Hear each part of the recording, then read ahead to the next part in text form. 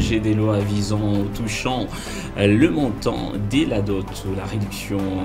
Qu'en est-il des enjeux d'une telle proposition des lois jugée recevable à l'Assemblée nationale? La question est scrutée ici sur ce plateau. Des questions d'actualité avec Jérémy Oulenga. Bienvenue à vous. Vous êtes un analyste indépendant.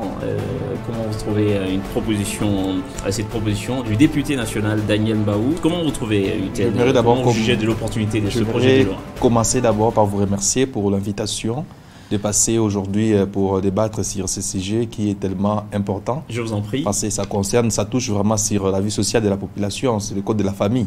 Et j'aimerais d'abord commencer à montrer l'importance en fait de la dot. Ah oui. La dot, c'est un symbole qu'on offre, n'est-ce pas? C'est un symbole? C'est un symbole qu'on doit donner à une famille, soit le marié ou soit la mariée qui doit donner. Donc c'est inverse. La dot n'est pas seulement pour l'homme. Ce n'est pas seulement l'homme qui est obligé de donner la dot. Par exemple, dans la culture indienne, c'est la femme qui donne la dot pour l'homme. Quand on parle de la dot, on ne voit pas seulement pour l'homme. Donc la dot peut être l'homme qui peut les donner ou soit c'est la femme. Donc c'est un cadeau si je peux bien le comprendre. Ça dépend des cultures. Ça dépend des cultures. Et du coup, pour nous en Afrique, c'est l'homme qui devrait donner cela. Alors, en Afrique, on sait qu'il y a des cultures, on a aussi des coutumes. Oui. Donc la dot, c'est un problème, c'est un système coutumier en fait.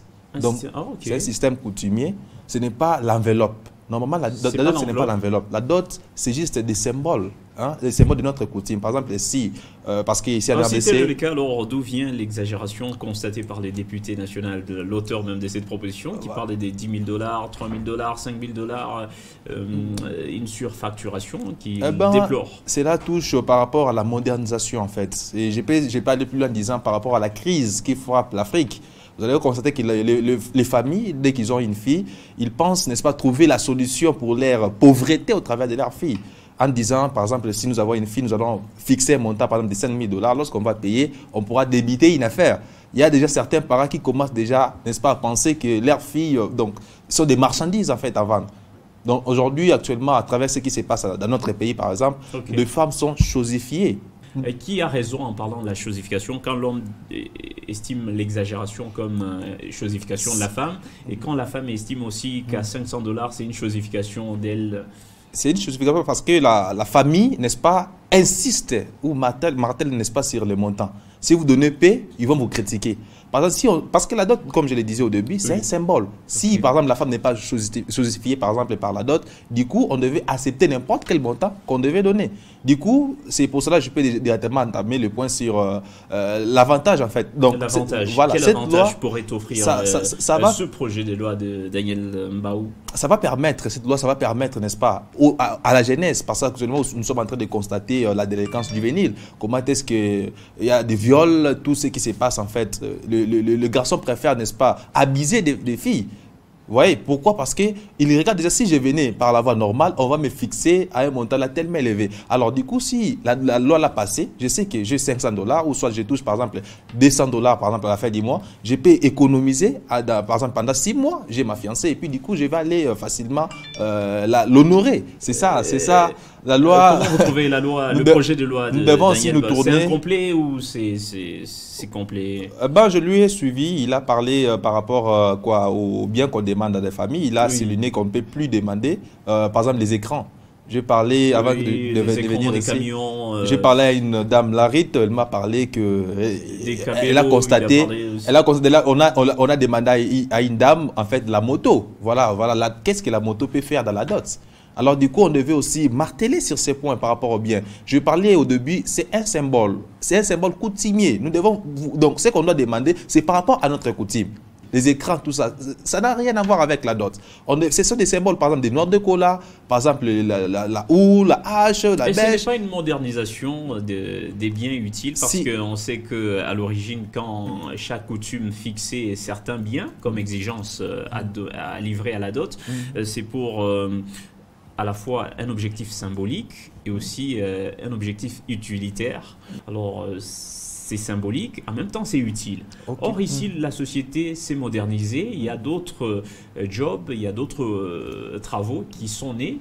Alors, un parent peut demander un objet utile et qui a servi des revenus pendant qu'il entretenait sa fille. Si vous soutenez par exemple que nous vivons dans un monde qui est déjà modernisé, qui a évolué, du coup on devait exclure la lot plutôt, parce que si on est modernisé, c'est grâce à la culture occidentale.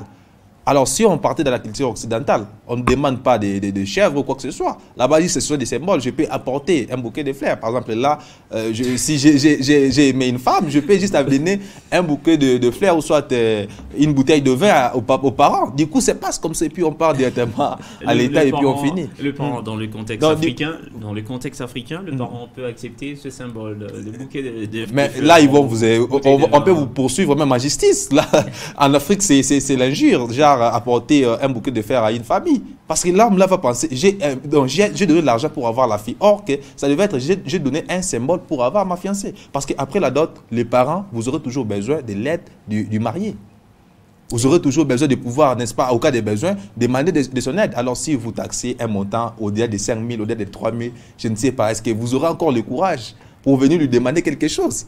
Mais je ne pense pas. Selon vous, qu'est-ce qui nécessitait une régulation entre les biens et l'enveloppe qui accompagne ces biens?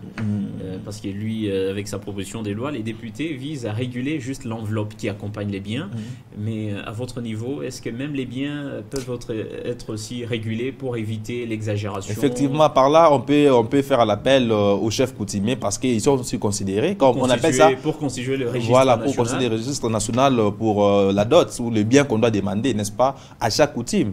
Alors cette question devait être débattue par tous les chefs coutumiers ou soit par l'état civil. On organise. Par là, si par exemple on touchait seulement sur les points de l'enveloppe et qu'on laissait ces points, d'autres familles peuvent trouver ça un moyen.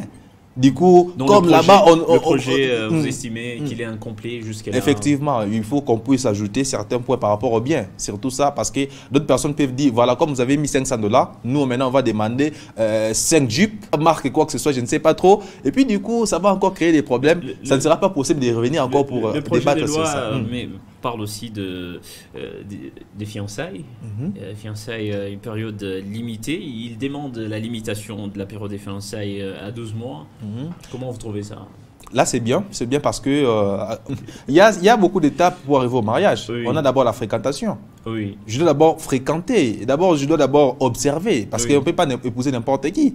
Donc, je rencontre une personne en cours, comme on dit, l'amour, c'est un coup de foot. L'observation peut prendre même 10 ans. Ça peut prendre n'importe. Mais la fille ne sera pas intéressée. Pendant que tu l'observes, une autre personne aussi peut l'observer. Ça n'empêche pas. Entre-temps, quand on observe, qui va nommer ça que ses fiançailles?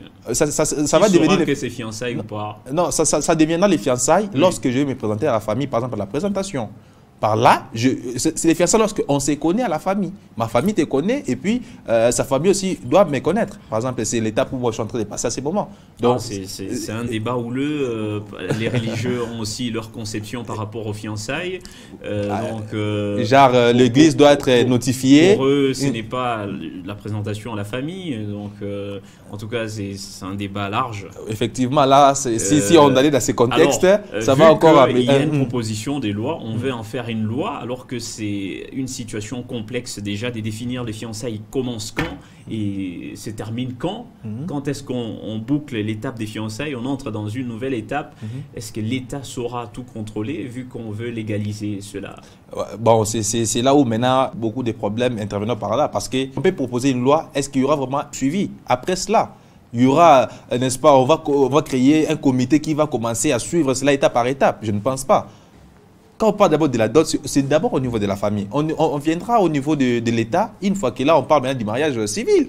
C'est là où maintenant l'État peut intervenir. Mais par rapport à la proposition de loi, on devait d'abord organiser un comité de suivi. Parce que sinon, il y aura toujours des problèmes qui se présenteront en fait. Parce que d'autres familles diront, nous, si tu veux, allez, tu viens. Si tu ne veux pas aller, va chercher ta femme ailleurs parce que nous, on ne veut pas les $500. La Bible dit que l'homme quittera son père et sa mère et tout pareil, il s'attachera à la femme. Donc, du coup, le mariage, c'est un droit. Donc du coup, vous ne pouvez pas profiter au travers du mariage pour commencer à satisfaire vos besoins ou soit à chercher à récupérer votre argent dépensé. Ce n'est pas ça. Donc les parents se disent, on a dépensé, on a payé les études. C'est votre devoir. En plus, la fille était intelligente. C'est votre devoir. C'est cursus. On ne vous a pas obligé de ne pas demander. Vous pouvez demander, mais ça ne puisse pas aller au-delà. Déjà, que si vous avez dépensé 10 000 $ pour ces études, alors du coup, vous devez aussi récupérer vos 10 000 $.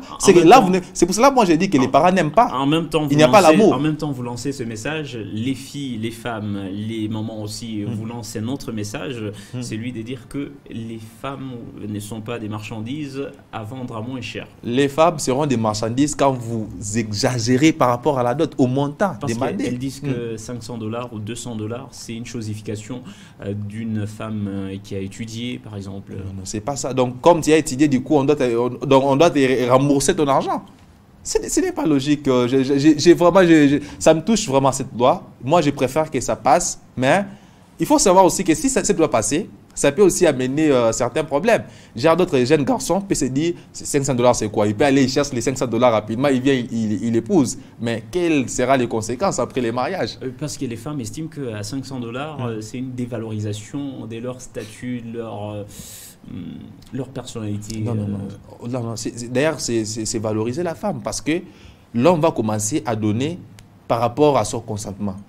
Donc moi, j'ai préféré que la dot la loi peut passer, du coup, maintenant, ça peut être en fait volontiers. Si moi je vais donner au-delà de 500 $, je donne. Si je vais donner en dessous, plutôt 500, je donne.